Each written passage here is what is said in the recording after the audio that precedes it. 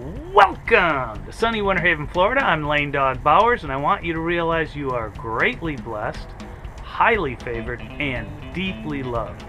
Today is Sunday, and if you listen to this video, I'm going to show you a superpower so awesome that it's going to change your life forever. It is not an accident that you're seeing this video today.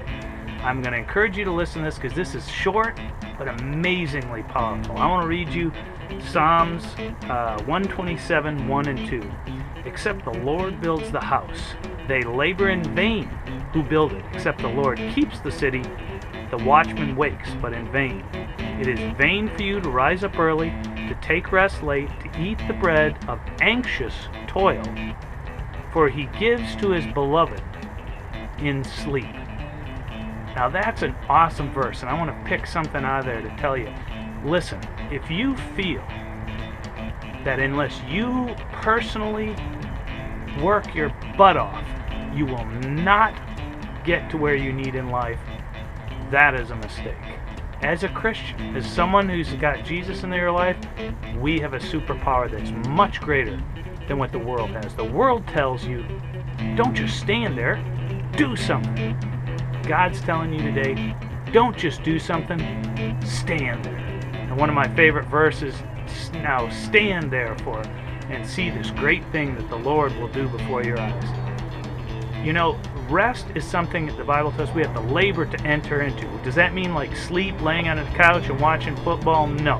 And I want to encourage you, for those of you, and I was there too, if you have to work on weekends or you have to work, on Sunday or whatever, don't let that condemn you. You can actually labor to be into rest even if you have to be at work. And I know there's some people out there who work really, really, really hard, but God has a better plan for you. But even if you have to work right now, I want you to be blessed with this, because God rested on the seventh day, not because he was tired, but because he sanctified it and made it holy. And what he wants you to do, and this is the blessing for you, is it says right in there that God gives to his beloved, it says in sleep, but the original Hebrew, and I can't go into it right now, but the original Hebrew actually says he gives to his beloved even in their sleep. And that is super powerful.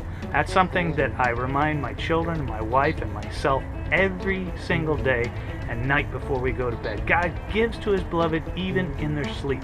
Now, sleep is not rest that I'm talking about, but I want you to realize that how do you labor to enter rest? Well, you know what? Take one day a week if you can. And it doesn't have to be Sunday, it could be Saturday, it could be any day. And trust God to supply all your needs. And try not to labor thinking that if you don't do it, it is not going to get done, because God has a better plan for you. He wants to rest. He wants you to enjoy the good life, and he wants to give to you all the time, and even in your sleep. Someone told me once, or I heard it said, that God invented sleep so that he could give the things that he can't get to you while you're awake. Because a lot of times I think the good life he has for us, we get in the way by thinking that if I don't do it, it isn't going to get done. So you know what? I want you to... Now, how do you do that?